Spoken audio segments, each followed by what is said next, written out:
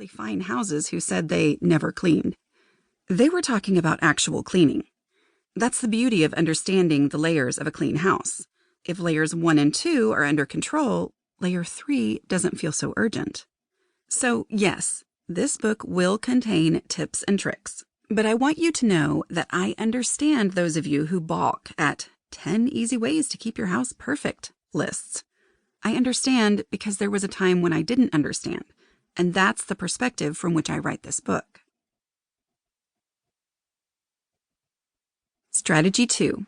Understand what clutter is and find your clutter threshold.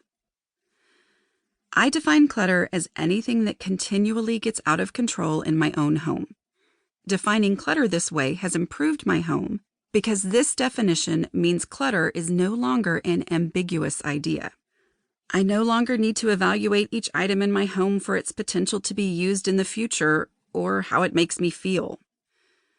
Instead, I know that if a space in my home continually gets out of control, there's too much stuff in that space. There is clutter, and I need to declutter that space. If it keeps getting out of control, there's still clutter. I need to keep decluttering until I'm able to keep it under control. Clutter is anything that gets out of control in your home. Clutter is personal. Your clutter threshold is why it's personal. You have a clutter threshold, and if your home is usually out of control, you're living above it. Your clutter threshold is the amount of stuff that you personally can easily keep under control in your own home. If your house is constantly falling back into disaster status, you have too much stuff. The good news is that once you reach your clutter threshold, you'll like your home more. The bad news is that you can only find your clutter threshold by decluttering. There's no way to predict what your threshold will be. Solve the problem of your home making you crazy by decluttering. Does it still make you crazy? You need to declutter more. Is it still driving you bananas? Keep decluttering. One day you'll look around your home and realize, wow, my house is staying under control and I no longer feel like I'm hanging off the edge of a cliff by my fingernails. You've reached your clutter threshold. Congratulations! Now all you have to do is keep decluttering. If something comes into your home, something else has to leave to make room. That's how you maintain a home that you can keep maintaining. Strategy 3. Embrace less and better.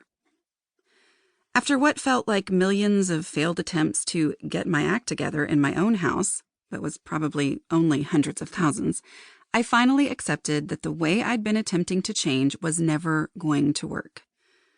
Less and better are more effective goals to work toward than finished or done. I love to be done as much as or more than anyone. Some of the strategies I'll share later will be all about the power of finishing. But when it came to decluttering my ridiculously cluttered home, the goal of finishing decluttering backfired. First of all, it isn't actually possible. Homes that stay clutter-free have people in them who never stop decluttering.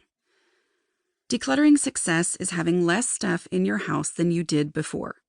This means that even if a space is not finished, perfectly free of clutter, as long as I have removed anything that should not be there, I have successfully decluttered. I'm not done, but there is less. The space is better than it was when I started. Better is good. It's progress. Even if I am sure I won't be able to finish, there is value in making a space better.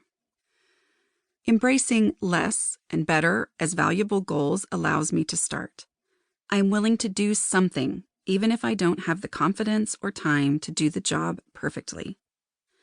Focusing on having less and making my home better is what finally brought about real change in my home. This mindset shift helped me get started and helps me keep going. Doing something makes my home better, so much better than it ever was, simply because there is less. Strategy 4. Just declutter. This book is called Organizing for the Rest of Us, but I'm telling you to just declutter.